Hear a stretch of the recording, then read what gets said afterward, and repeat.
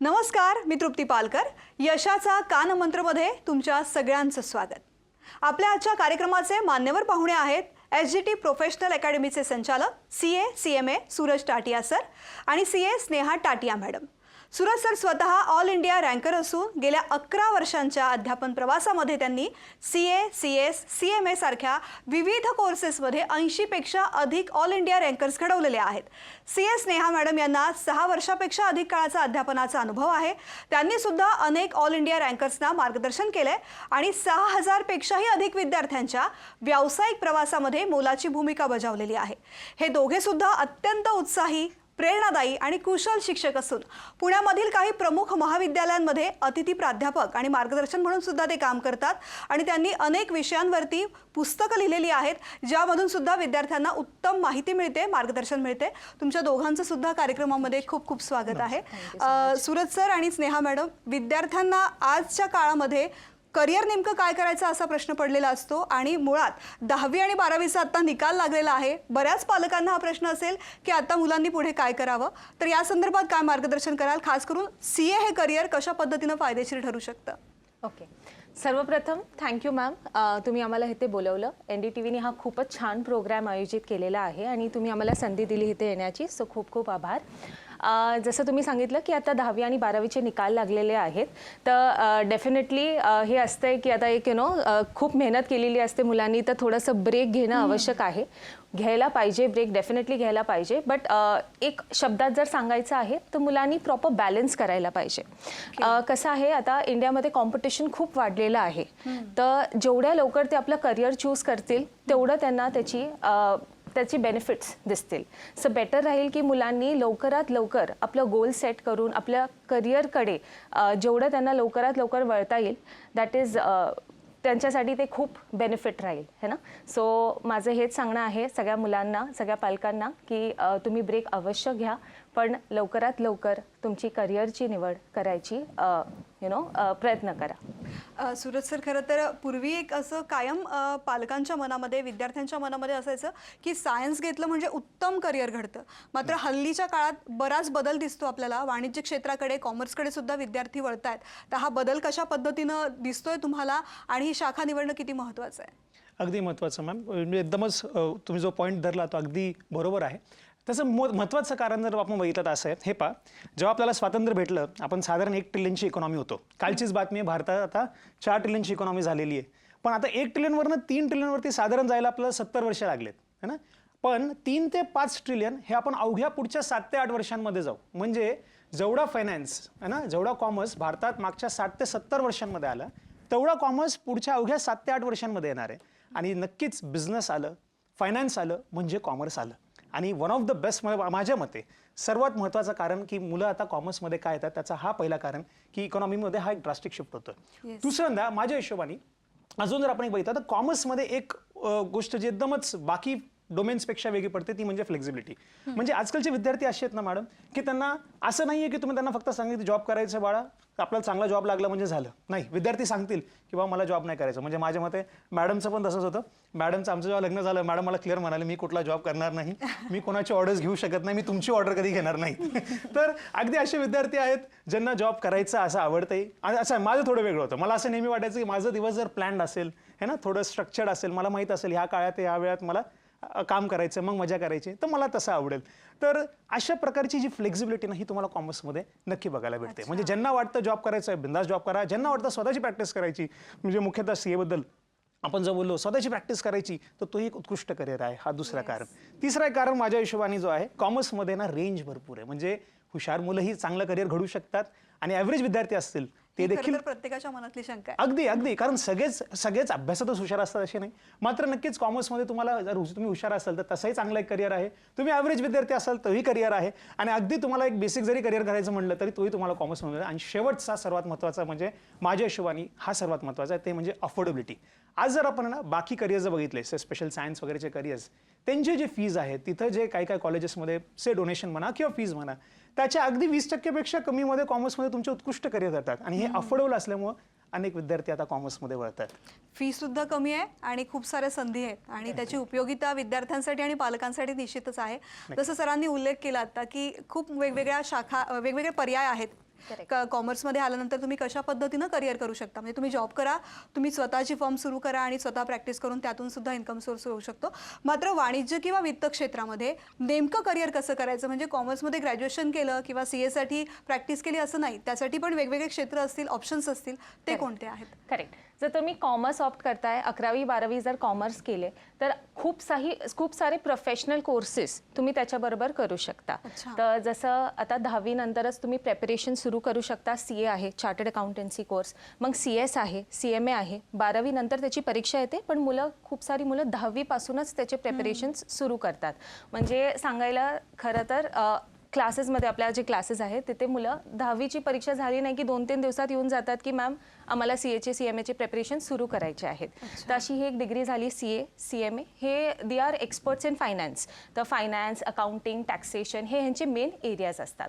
त्याच्यानंतर CS आहे, जो मेन लॉज, जे कॉर्पोरेट लॉज आहे, जे आपले कंट्रीचे लॉज आहेत त्यावर फोकस करतो. त्याच्यानंतर जर ग्रॅज्युएशन नंतर मुलांना काही करायचं आहे तर कोर्सेस लाईक CFA आहे, दॅट इज इन्व्हेस्टमेंट बँकिंगमध्ये किंवा इन्व्हेस्टमेंट्स पोर्टफोलिओ मॅनेजमेंटमध्ये ते उत्कृष्ट करिअर आहे. इंटरनॅशनल कोर्सेससुद्धा आहे, जसं CPA आहे, म्हणजे USचं जर CA बनायचं आहे तुम्हाला तर त्याचीही परीक्षा इंडियात होतात. ACCA आहे, UKचे जर तुम्हाला CA बनायचं आहे तर त्याचीही परीक्षा इंडियात होतात. त्याच्यानंतर MBA करू शकता तुम्ही. DTL आहे, डिप्लोमा इन टॅक्सेशन. तर अशी खूप मोठी लिस्ट आहे. डेफिनेटली तुम्ही कॉमर्स घेऊनही खूप खूप एरियाज चूज करू शकता. करिअरच्या, जसं स्नेहा मॅमने सांगितलं, करिअरच्या खूप साऱ्या संधी आहेत, पण खास करून विद्यार्थी CA निवडतात. तर विद्यार्थी CA का निवडतात असा प्रश्न मला पडलाय. कारण पूर्वी असं होतं की डॉक्टर व्हायचंय, इंजिनियर व्हायचंय, सायन्समधून हे करिअर करायचे, असेच ऑप्शन विद्यार्थ्यांसमोर असायचे. मात्र हल्ली CA हा ऑप्शन सुद्धा अगदी सहजपणे मुलं अगदी 10वी झाल्यानंतर सुद्धा निवडतात. त्याचं कारण काय? मॅम, माझ्या हिशोबाने ना, CAच्या हिशोबात जर तुम्ही CAचा जर अभ्यासक्रम बघितला तो इतका उत्कृष्ट बनवला आहे ना. म्हणजे CAचा जर आपण विषय धरले है ना, टॅक्सेशन आहे, अकाउंटिंग आहे, फायनान्स आहे, कॉस्टिंग आहे, लॉ आहे. आज कुठला जरी व्यवसाय तुम्हाला करायचा आहे, तुम्हाला लॉचं लिगल नॉलेज माहिती असणं गरजेचं आहे. तुम्हाला तुमची अकाउंटिंग जमली पाहिजे, तुमची टॅक्स प्लॅनिंग जी आहे ना, direct tax, indirect tax, finance management, हे तुम्हाला अगदी लागतातच. तर आज आपण कुठला जरी बिझनेस बघितला तर तुम्हाला हे जे लागणारे विषय, अगदी हेच विषय CAच्या करिक्युलममध्ये आहेत. म्हणून अनेक विद्यार्थ्यांना CAचे जे विषय जे आहेत त्याची ग्रॅव्हिटीज एवढी आवडते की ते तिकडनं की त्यांचे झाले 11वी-12वी म्हणा किंवा 10वी झाली की त्यानंतर तो क्षेत्र ते निवडतात. दुसरा, जर माझ्या हिशोबाने जर तुम्ही एक कारण बघितलं की CA मुलं का निवडतात, तर आपले प्रधानमंत्री नरेंद्र मोदीजींनीच 1 जुलै 2017चा त्यांचा हा एक जो CA डेच्या दिवशी त्यांचा स्पीच झालं होतं, त्यात एक खूपच चांगलं एक वाक्य त्यांनी दिलं होतं की ते म्हणले, जर माझ्या सहीपेक्षा जर कुठल्या सहीची जास्त पॉवर आहे तर ती म्हणजे एका CAची सही. त्याचं कारण सोपं, भारतामध्ये असा कायदा आहे की कुठली जरी कंपनी असली, अगदी ₹1 जरी टर्नओव्हर असला तरी त्या कंपनीला त्यांच्या फायनान्शियल ऑडिटसाठी CAचीच सही घ्यावी लागते. आणि त्या कारणामुळे ह्या इतका मोठा कायद्यामध्ये जर इतकी मोठी पॉवर जर CAला दिलेली आहे तर त्याचा फायदा का न घ्यावा, म्हणून विद्यार्थी एक CA निवडतात. आणि माझ्या हिशोबाने जर तिसरा एक अजून एक कारण आपण बघितलं तर डेफिनेटली व्हेरी हँडसम पॅकेजेस आहे ना. म्हणजे one of the finest packages जे तुम्हाला इंडस्ट्रीमध्ये भेटतील. तुम्ही अगदी जॉब करा, तुम्ही प्रॅक्टिस करा, तर तुम्हाला CAच्या ह्याच्यात ते चांगले चांगले पॅकेजेस हे नक्कीच तुम्हाला त्यात दिसतील. म्हणूनच मग सायन्समधले विद्यार्थी सुद्धा CA कडे वळायला लागलेत का? अगदी. म्हणजे मॅम, मी स्वतः 11वी-12वी सायन्स केलं होतं आणि त्यानंतर मी CA केलं. त्याचं एक मेन कारण म्हणजे असं पण आहे की तुम्ही सायन्सचं JEEचं जर आपण बघितलं, 12 लाखच्या आसपास विद्यार्थी परीक्षा देतात. त्यातले 20,000 लोकांना IIT भेटते. किती पर्सेंटेज झालं? आय थिंक 0.01%च्या आसपास. 0.01%च्या आसपासचा निकाल. म्हणजे सुरुवातीला काय होतं मॅम, आजकाल 10वीमध्ये ते बेस्ट ऑफ 5 वगैरे गोष्टी आहेत. म्हणून सगळ्यांनाच तुम्हाला असे दिसतील की चांगले टक्के भेटले आणि सगळ्यांनाच कुठं ना कुठं पालकांनाही वाटायला लागतं की विद्यार्थी आपले खूप हुशारच आहेत, असे काही किंवा काही सायंटिस्टच बनतील खूप. आणि म्हणून सायन्स घेताना सगळेजण घेतात. त्यानंतर मात्र जागा किती आहेत, घेणारे विद्यार्थी किती आहेत आणि त्यानंतर जागा किती आहेत ते. आणि दुसऱ्यांदा सायन्समधले काय काय विषय, कारण मी सायन्स केलं तर 11वी-12वी म्हणून मी सांगू शकतो, काय काय विषय, सपोज तुम्ही फिजिक्स घ्या, तुम्ही केमिस्ट्रीतलं थर्मोडायनामिक्स घ्या, हे एवढे कॉम्प्लेक्स विषय वाटतात काही मुलांना की ते अनुभवण्यात आणि सोडवण्यात खूप फरक आहे. जेव्हा आपण सायन्स बघतो तेव्हा अनुभवायला खूप छान वाटतं ते, पण सोडवायला नक्कीच त्यात कसरत होते. आणि म्हणून ते सायन्सचे विद्यार्थी देखील 11वी-12वी करून त्यांना हे कॉमर्सचे जे विषय आहेत, CAचे जे विषय आहेत, टॅक्सेशन म्हणा, अकाउंटिंग म्हणा, है ना, लिगल लॉ म्हणा, फायनान्स म्हणा, हे खूप प्रॅक्टिकल वाटतात. आणि म्हणून सायन्समधनं पण, इनफॅक्ट आमच्या SGT अकॅडमीमध्ये आत्ताच्या बॅचमध्ये 25% विद्यार्थी सायन्समधनं आलेत CA साठी. सर SGT अकॅडमीचा उल्लेख तुम्ही केलात. तुमची जी अकॅडमी आहे ज्यामध्ये अनेक विद्यार्थी आपलं करिअर घडवत आहेत. मी चर्चेला तुम्ही येणार हे कळाल्यानंतर गुगलवरती थोडं सर्च केलं. खूप सुंदर रेटिंग आहे तुमच्या अकॅडमीचं. याचं नेमकं कारण काय? धन्यवाद मॅम. पण माझ्या हिशोबाने सर्वात मोठा कारण म्हणजे आम्ही जेव्हा अकॅडमी सुरू केली, माझं मॅमचं आमच्या सगळ्या शिक्षकांचं जे एक मीटिंग झाली, त्यात आमचा एक निर्णय होता की आपण ना कुठलीही बॅच घेऊ तर 60 विद्यार्थ्यांच्या पुढे आपण ती बॅच घ्यायची नाही.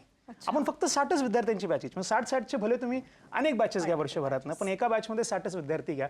हा आम्ही त्या एका नियमाला खूपच व्यवस्थित आम्ही पालन केलं आणि त्यामुळं पालकांना तो खूप आवडला है ना. पालकांना, विद्यार्थ्यांना अनेक ठिकाणी असं की एकत्र 300-500 विद्यार्थी एकत्र एका वर्गात असतात आणि त्यानंतर जिथे 300-500 विद्यार्थी आले तिथं पालकांना कधीही जर पालकांनी विचारलं शिक्षकांना की माझा विद्यार्थी कसं शिकतोय, त्याचं उत्तरच भेटत नाही. कारण 300-500 विद्यार्थ्यांना माझ्या मते खरंच मॅनेज करणं प्रॅक्टिकली इम्पॉसिबल आहे. तर एक जो रूल आम्ही फॉलो करतो की 60च विद्यार्थी एका वर्गात, माझ्या मते तो एक मोठा कार्य जे पालकांना आवडतं वगैरे. दुसऱ्यांदा एक खूपच युनिक गोष्ट जी आपण SGT अकॅडमीमध्ये, जिथं पुण्यामध्ये आपले डेक्कनमध्ये जी अकॅडमी आहे, तिथं आपण काय केलंय, क्लास, कॉलेज आणि राहण्यासाठी हॉस्टेल हे एकाच ठिकाणी बाजूबाजूला केलेलं आहे. आता पुण्यात आणि मुंबईमध्ये माझ्या हिशोबाने आपल्याला भरपूर गोष्टी ज्या आवडतील, पण एक गोष्ट मात्र तुम्ही पण एका वेळी त्याला माझ्या मते तुम्ही हो म्हणाल की एक गोष्ट जी पुण्यात आणि मुंबईमध्ये वाढत चालली ती म्हणजे ट्रॅफिक. खूपच दिवसांदिवस म्हणजे अगदी एका गलीतून दुसऱ्या गलीत जायला 15-20 मिनिटं लागतात आपल्याला. तर ते जे टाइम वेस्टेज विद्यार्थ्यांचं होतं ते न व्हावं आणि त्यामुळे विद्यार्थ्यांसाठी क्लास, कॉलेज, हॉस्टेल एकाच ठिकाणी बाजूबाजूला असावं असं तिथं आपण नियोजन केलंय. लोकेशनच तसं निवडलेलं आहे. अगदी अगदी अगदी. आणि त्यामुळं विद्यार्थ्यांना तो एक तिथं जो त्यांचा वेळ वाचतो, त्यामुळे आपण तिथं हे पण केलेलं आहे की कुठलाही जर क्लास आपण लावला तर शिकवायला खूप चांगले शिक्षक आहेत, पण शिकवल्यानंतरून विद्यार्थ्यांचा अभ्यास करून घेणारा खूपच कमी क्लासेस आहेत. आपण तिथं काय करतो, कारण सगळं बाजूबाजूलाच आहे, तर आपला क्लास संपल्यावरती आपण तिथे गुरुकुल घेतो. तर गुरुकुल म्हणजे काय, तर गुरु आणि शिष्य एकत्र तिथंच बसतात, तिथंच गुरु त्यांचा अभ्यास करून पण घेतात. आणि असं गुरुकुल जो आहे ह्याला खूप प्रतिसाद आम्हाला पालकांकडनं भेटलेला आहे. आणि तिसऱ्यांदा माझ्या हिशोबाने जे सर्वातच महत्त्वाचं ते म्हणजे की सगळे शिक्षक SGT अकॅडमीचे हे सगळे क्वालिफाईड आहेत. म्हणजे आमच्याकडे CA CMA शिकवणारे जे शिक्षक आहेत त्यांनी स्वतः ते पेपर लिहिलेले आहेत ना. तर स्वतःचा त्यांचा एक चांगला त्यातला एक रँक म्हणावं का त्यांचे चांगले एक त्यांची स्वतःची ती क्रेडिबिलिटी आहे. तर सगळेच शिक्षक हे क्वालिफाईड आहेत आणि त्यामुळे नक्कीच तो रिझल्टवरती एक प्रभाव दिसतो. आणि म्हणून रेटिंग खूप छान आहे. पण रेटिंग छान आहे, रिझल्ट मात्र कमी लागतो CAचा. ऍक्च्युली अगदी 2 ते 3% रिझल्ट लागतो. त्यामुळे पालकांना असं वाटतं की मुलांनी करिअर निवडतायत मात्र पास होतील का, ते करिअर खरंच करता येतील का. तर यासाठी तुम्ही काय सांगाल की का नेमका रिझल्ट एवढा कमी लागतो आणि तयारी कशी करावी मग? ओके. सो आता जे सांगण्यात आलं आहे की 2% आणि 3% रिझल्ट लागतो, हा तर मिथ आहे. ॲक्च्युली असं नाही आहे. आता जर तुम्ही फायनलचा सुद्धा रिझल्ट बघाल तर 15 ते 30%च्या मध्ये डेफिनेटली रिझल्ट म्हणजे पास झालेली आहेत मुलं. तर आता 2% 3% तेव्हाच्या काळात होतं जेव्हा रिसोर्सेस खूप कमी होते. आता जर मुलांना प्रॉपर गायडन्स मिळाला, जे खूप अवेलेबल आहे आता, तर जर प्रॉपर गायडन्स मिळाला, प्रॉपर त्यांना रिसोर्सेस मिळाले तर पास होणं आता डेफिनेटली गॅरंटी जास्त आहे पास होण्याची.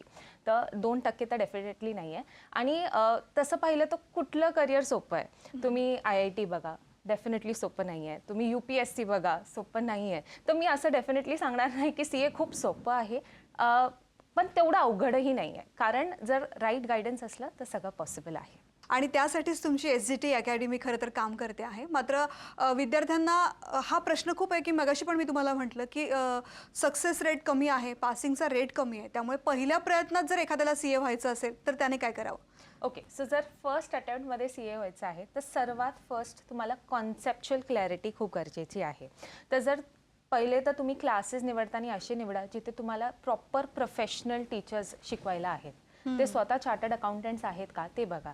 जर ते आहे तर डेफिनेटली तुमची कॉन्सेप्च्युअल क्लॅरिटी ही आल्यावर तुम्हाला ते म्हणजे जेही तुम्ही अभ्यास कराल ते तुम्हाला अवघड जाणार नाही.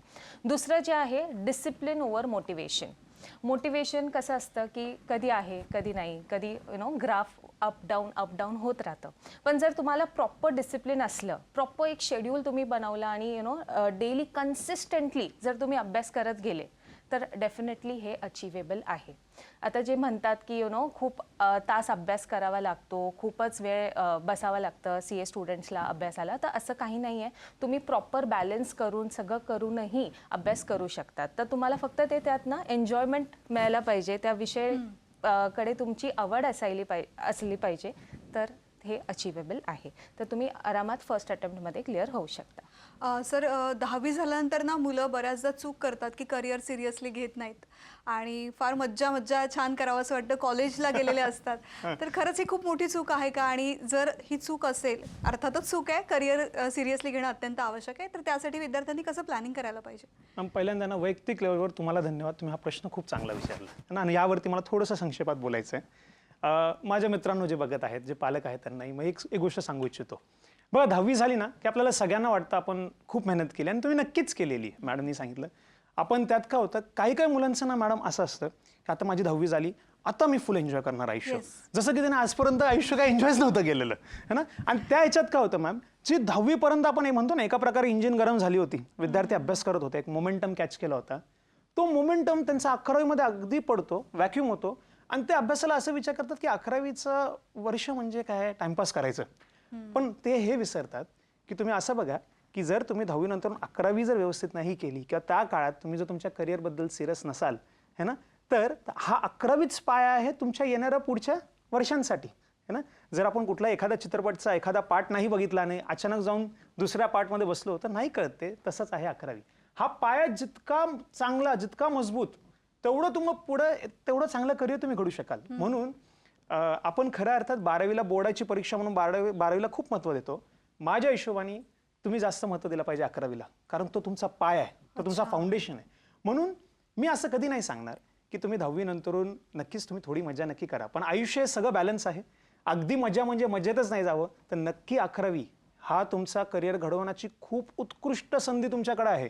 तुम्ही जर तो व्यवस्थित घेतला, तिथे निर्णय घेतले, तज्ज्ञांशी तुम्ही बोला, त्यांच्याकडनं माहिती घ्या, तुम्हाला काय बनायचं आहे, त्या करिअरसाठी लागणाऱ्या गोष्टी काय. जर तुम्हाला एक चांगला आउटपुट पाहिजे ना, तर त्याला चांगले इनपुट असणं गरजेचं आहे. आपण फक्त नुसतं ड्रीम बघत राहिलो ना की माझं एक खूप उत्कृष्ट करिअर होणारच आहे, मी चांगला मनुष्य होणारच आहे है ना, तर फक्त एक खूप चांगली म्हण आहे की ज्या ड्रीम्सला तुमचा एक प्रॉपर ब्लूप्रिंट नसतो ना, ते ड्रीम फक्त हॅल्युसिनेशन आहेत. ते आज नाही तर उद्या तुम्हाला कळतील. आपण फक्त स्वप्न बघत राहिलो, त्या स्वप्नांना पूर्ण करण्यासाठी लागणाऱ्या गोष्टी हा 11वी जो तुमचा आहे, त्या 11वीमध्येच अनेक गोष्टी अशा घडतात. म्हणून नक्कीच मी माझ्या मित्रांना, पालकांना हे सांगेल की कुठलाही निर्णय घेताना तज्ज्ञांना भेटा, त्यांच्याशी बोला ना. तुम्हाला जे काय बनायचं, मी नाही म्हणत CA, तुम्हाला डॉक्टर बनायचं, तुम्हाला जे काय बनायचं, त्या फील्डमधले जे तज्ज्ञ लोक आहेत त्यांच्याशी बोला आणि नक्कीच मग तुम्ही तो तुमचा व्यवस्थित निर्णय घेऊन त्या 11वीच्या काळातही तुम्ही खूप चांगला तुमचा पाया बनवू शकाल. सर, तुम्ही मगाशी उल्लेख केलात की ज्या पद्धतीनं भारताच्या इंडस्ट्रियल एरियाची पूर्णपणे ग्रोथ होतीये, त्यामध्ये वाणिज्य क्षेत्र किंवा वित्त क्षेत्राला अजिबात मरण नाहीये. म्हणूनच today's CA are tomorrow's leader असं म्हणतात का? हो, अगदी अगदी अगदी.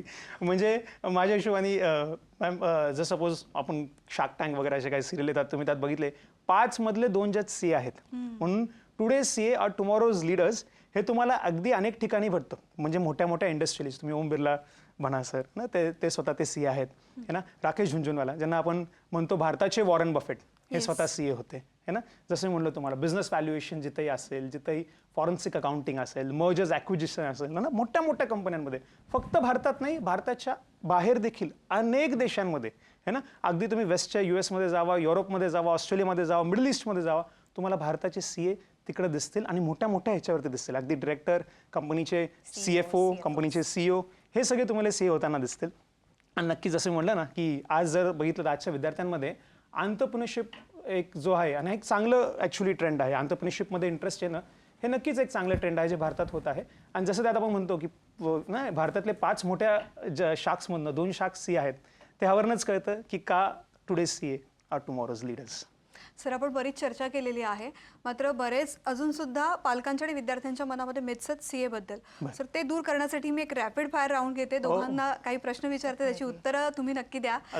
पहिला प्रश्न हा आहे की फक्त CA हे फक्त बुद्धिमान विद्यार्थ्यांसाठी असतं का, असं काही आहे? नाही, असं काही नाही आहे. ॲव्हरेज स्टुडंटसुद्धाही CA करू शकतो. असं काही नाही की 90% 95% मिळाले तुम्हाला तरच तुम्ही CA करू शकता. असेही आमच्याकडे एक्झाम्पल्स आहे ज्यांना 45-50% मिळूनही ते CA झालेले आहेत, and that also in first attempt. तर असं काही नाही. जर तुमची मेहनत करायची तयारी असेल, हार्डवर्क जर तुम्ही करायला रेडी असाल, तर डेफिनेटली तुम्ही CA होऊ शकता. सर, CA फक्त गणित अनिवार्य असतं का CA मध्ये फक्त? नाही, असं बिलकुल पण नाहीये. गणित कंपल्सरीच आहे असं काही नाहीये. इनफॅक्ट CA ला लागणारा जो गणित आहे ना, तो अगदी जो आपल्याला प्रॅक्टिकल आयुष्यात लागतो ना तोच गणित आहे. जॉमेट्री नाही आहे, ट्रिग्नोमेट्री नाही आहे. जो आयुष्यात आपल्याला लागतो फायनान्समध्ये तेवढाच गणित आहे, लॉजिकल गणित. अच्छा, CA म्हणजे फक्त अकाउंटिंग? नाही, CA म्हणजे अकाउंटिंग डेफिनेटली नाही आहे. CA म्हणजे टॅक्सेशन आहे, ऑडिट आहे, ड्यू डिलिजन्स, इन्व्हेस्टमेंट मॅनेजमेंट, खूप अजून खूप एरियाज आहेत. Forensic accounting, financial management, bankruptcy, खूप सारे आहेत. म्हणजे लिस्ट इज टू ह्यूज. तुम्ही डेफिनेटली आपण काउन्सिलिंग पण देतो त्यावर, की जशी स्टुडंटची आवड असेल त्या तुम्ही पुढे CA झाल्यावर पण त्या क्षेत्रात तुम्ही जाऊ शकता. अच्छा, CA म्हणजे फक्त राष्ट्रीय स्तरावरचं करिअर?